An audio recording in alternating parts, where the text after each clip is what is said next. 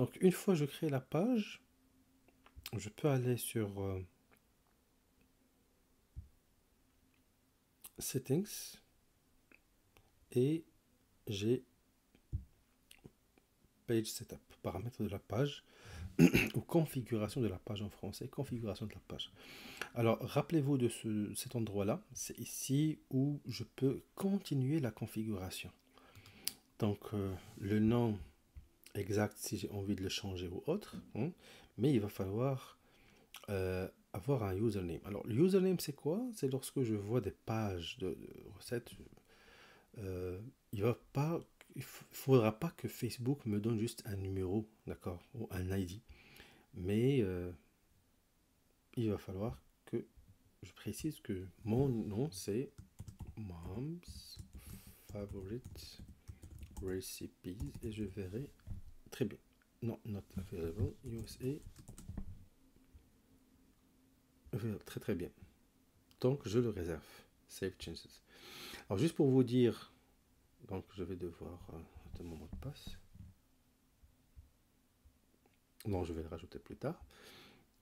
Mais un nom de page pourrait être identique entre plusieurs pages. Mais le username, c'est identique. D'accord? C'est identique, c'est personnel et c'est privé. Et une seule page peut avoir un seul username en même temps. D'accord? Donc je continue. Page Setup, donc c'est la première des choses. Là, vous pouvez gérer les accès. Qui va gérer la page avec vous? Là, vous pouvez rajouter une personne. Donc, vous mettez Next et vous rajoutez son adresse email et vous précisez quel est le niveau d'accès que vous voulez donner à cette personne. Là, il vous donne juste un historique de la page, qu'est-ce qui s'est passé. Donc, généralement, vous y accédez quand vous achetez une page, quand vous voulez réanimer une page ou autre. Hein, vous accédez à l'historique. Le statut de la page, là, vous devez toujours être au vert, hein, c'est très important. Là, c'est quelque chose que vous devez checker chaque mois, on va dire, ou une fois tous les 2 mois. Est-ce que vous êtes au vert? Est-ce que vous n'avez aucune restriction? Est-ce que euh, votre page est recommandable? Tout ça doit être au vert, d'accord? Toujours. Et assurez-vous de checker ça plus tard.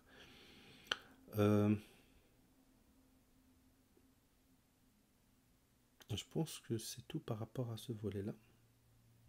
On va voir les advanced.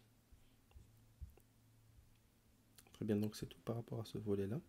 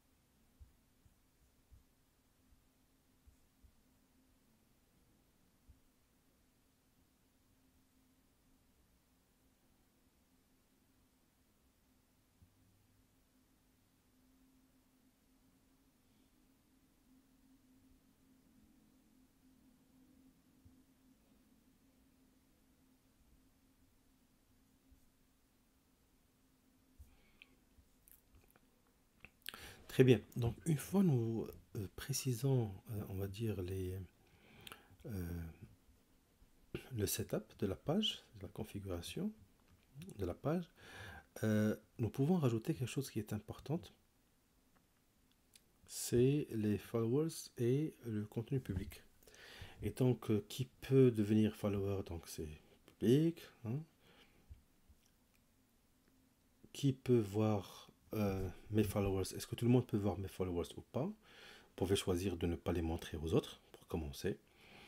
Qui peut voir les personnes, etc.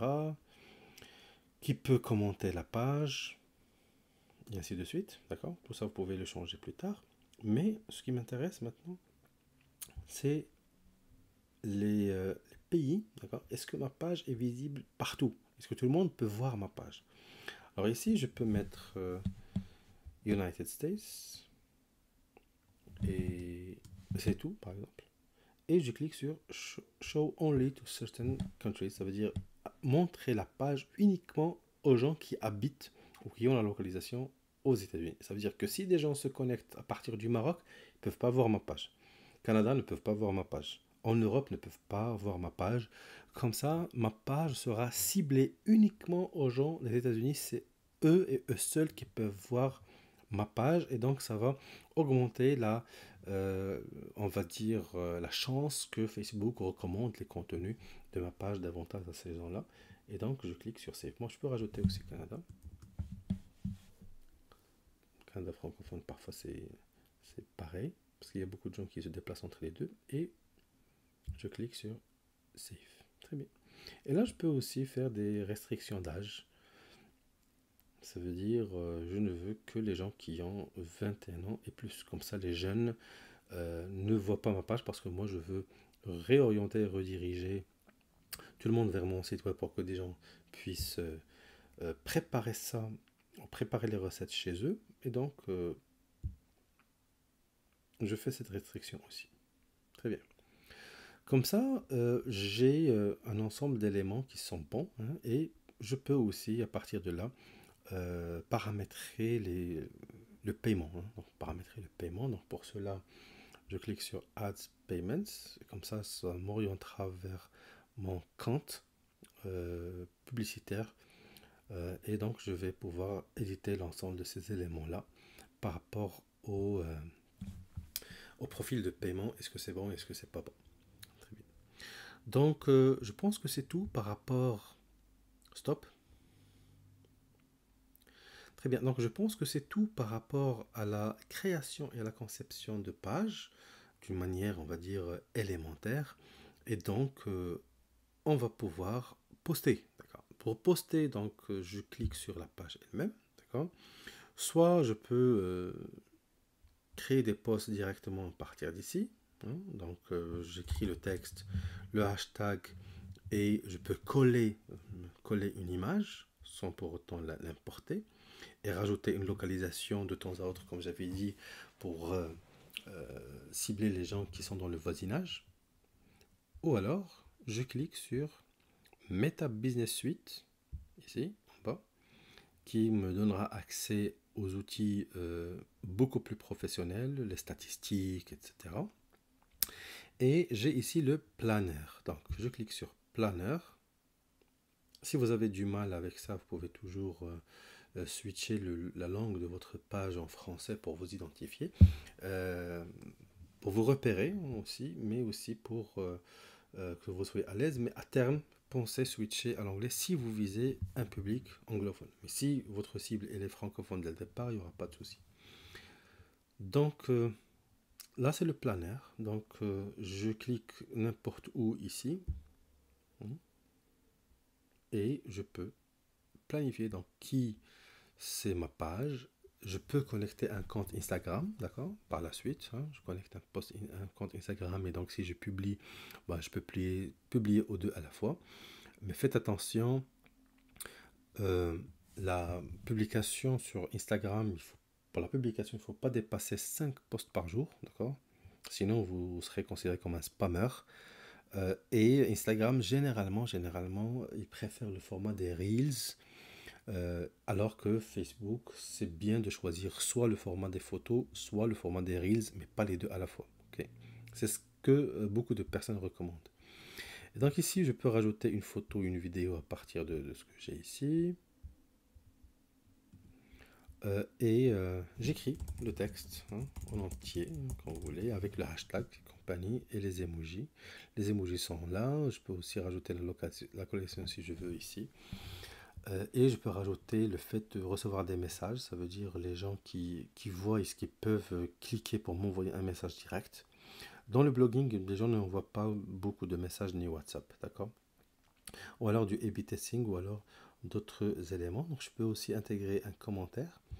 Donc si je veux intégrer un commentaire, ça veut dire le commentaire va apparaître juste après le post, d'accord?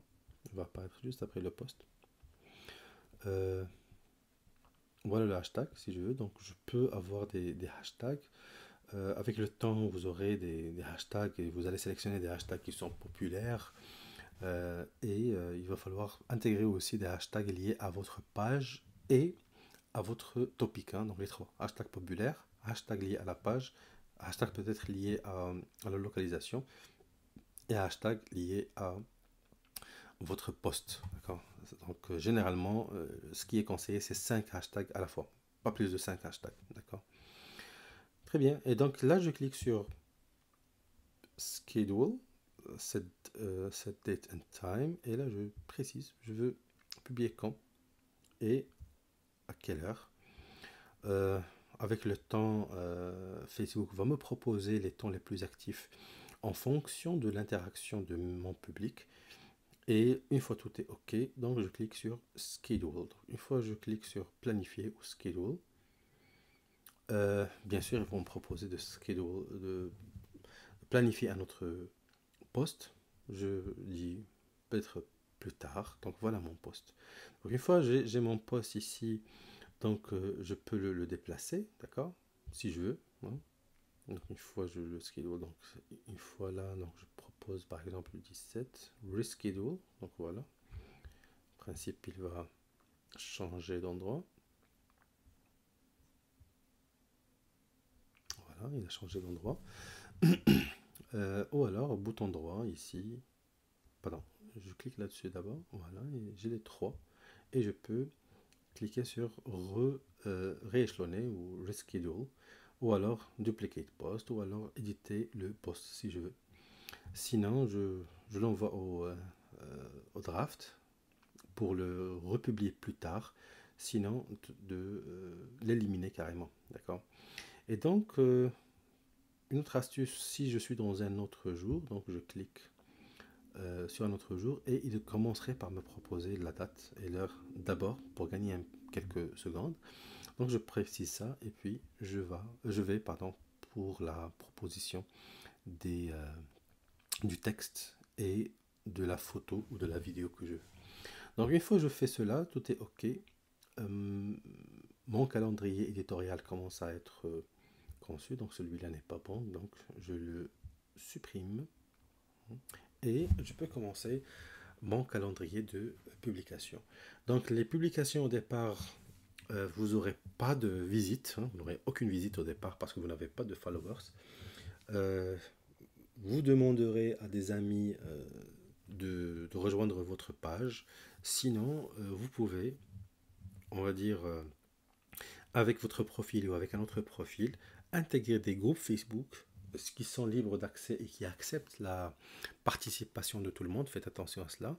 Et vous pouvez publier ou reposter vos posts de temps à autre.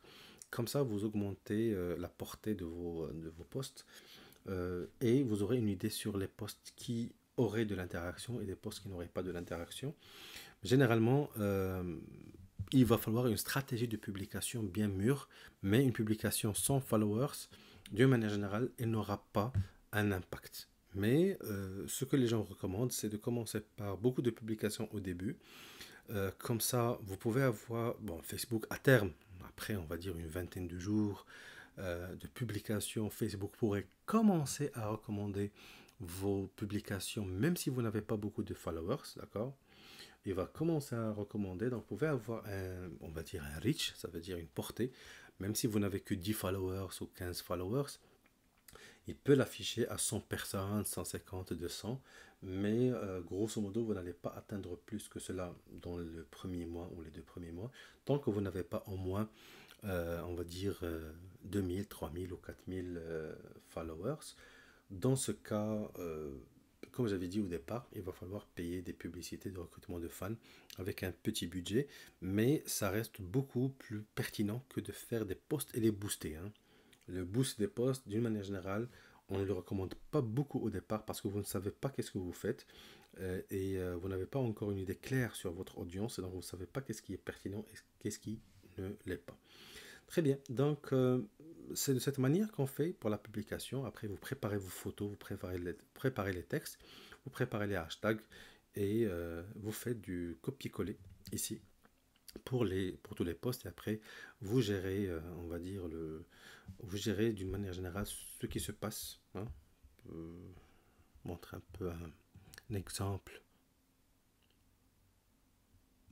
Meta Business Suite par exemple. Ça c'est un exemple de planner qui est rempli. Donc c'est comme ça que ça se passe, et après vous pouvez aller vers les insights ou les statistiques. Et ici donc vous avez toutes les statistiques, hein, les statistiques, les résultats, qu'est-ce que vous avez, l'audience, vous avez combien, ces gens-là ils viennent d'où, etc. Et donc ça commence à devenir intéressant, et voir si les gens sont interactifs ou pas. Et grosso modo ici c'est dans les statistiques et contenu, là vous voyez combien de personnes on peut être atteinte par un post. Par exemple, ça c'est un post qui était posté juste tout à l'heure à 14 heures, et maintenant on est à 17 heures, et ça a déjà atteint un ensemble de personnes, d'accord. Et après donc vous sélectionnez des périodes que vous appréciez, par exemple les 2 dernières semaines, et vous cliquez sur le reach comme ça vous aurez du plus grand, plus petit, et vous verrez quels sont les posts qui ont eu le meilleur reach, c'est-à-dire la meilleure portée. Là, on parle de la portée, on ne parle pas des vues. Et en fonction de cela, vous allez pouvoir savoir, hein, votre cible, votre base de fans, elle s'intéresse à quel type de contenu spécifiquement. Comme ça, vous allez vous construiser un peu dans le même type de contenu. Si c'est de la cuisine, ça veut dire c'est quoi au juste? Est-ce que c'est du dessert? Est-ce que c'est des plats principaux? C'est des plats à base de viande, à base de poulet? Ce sont des soupes? C'est quoi au juste? Si c'est dans les desserts, c'est quel type de dessert? Ce sont des desserts locaux, ce sont des desserts internationaux, ce sont des desserts, on va dire, festifs, des desserts liés à des événements, et ainsi de suite. Donc, il y a vraiment des niches à l'intérieur des niches, il y a des sous-niches, et ainsi de suite, et c'est ça le blogging, hein. Et bon, ça c'est l'une des pages pour lesquelles je suis invité à être modérateur aussi et analyste. Je ne vais pas vous montrer autre chose, mais il y a des gens qui ont des reach très très importants. À partir de 30 000, de 40 000 fans, bah, ils ont des reach qui peuvent atteindre des millions si leur stratégie de publication est excellente. Donc s'ils ont des millions de personnes qui sont reachées, c'est normal qu'ils pourraient convertir ces reach vers leur site web, et ils peuvent monétiser et rentabiliser beaucoup, soit avec les publicités, soit en leur revendant des choses, soit avec des liens d'affiliation. Il y a énormément de possibilités. Très bien. Et je rappelle que le blogging des recettes de cuisine, c'est parmi les types de blogging les plus, on va dire, durs, les plus difficiles, hein, surtout pour la cible des États-Unis. C'est parmi les plus durs et les plus difficiles. Et donc, c'est pas du tout facile d'avoir ça. Mais pour d'autres niches, plus simple, plus facile. Certains disent que le jardinage est un peu plus facile, le voyage c'est un peu plus facile, etc. Donc il y a des gens qui peuvent atteindre des centaines de milliers de reach juste avec une base de fans de 4000 ou de 6000, hein. Mais l'avantage de la cuisine, c'est que les gens peuvent consulter votre site web chaque jour, voire même plusieurs fois par jour, ce qui montre un peu que des gens dans une petite localisation, quelques villes des États-Unis ou une petite localisation du monde, ils peuvent avoir, on va dire, un trafic très significatif vers votre site web. Par contre, le voyage, on sait que c'est pas sur toute l'année, d'accord. Le jardinage, c'est pas sur toute l'année, et ainsi de suite. Les animaux aussi, c'est très important parce que dans beaucoup de pays, les gens ont des animaux, et donc ils s'intéressent beaucoup à leur bien-être, à leur santé, à leur alimentation, et donc aussi les blogs des animaux, les blogs de langue. Il y a beaucoup de types de blogging, et dans chaque type de blogging, il y a des astuces. Il y a des astuces, des spécialités, on va dire des points qui le différencient des autres, hein. C'est très important. Très bien, donc ma présentation touche à sa fin, et peut-être que je pourrais vous proposer d'autres vidéos si vous avez des questions. Si j'ai des demandes par rapport à un topic spécifique, je pourrais créer une autre vidéo concernant les publicités, comment on fait la publicité de recrutement de fans, avec des recommandations. Je peux aussi proposer d'autres éléments en fonction de mon domaine de spécialité. Sinon, on pourrait faire intervenir aussi des experts que je connais aussi. On pourrait les inviter à échanger par rapport à Facebook. Mais Facebook, c'est une opportunité qui est devant nous, qui n'est pas chère. Un petit peu difficile à maîtriser au départ parce qu'il y a des algorithmes à maîtriser, d'accord? Mais si on le maîtrise, c'est une grande porte d'entrée au marketing digital. Très bien, donc je vous remercie et je vous dis à la vidéo prochaine.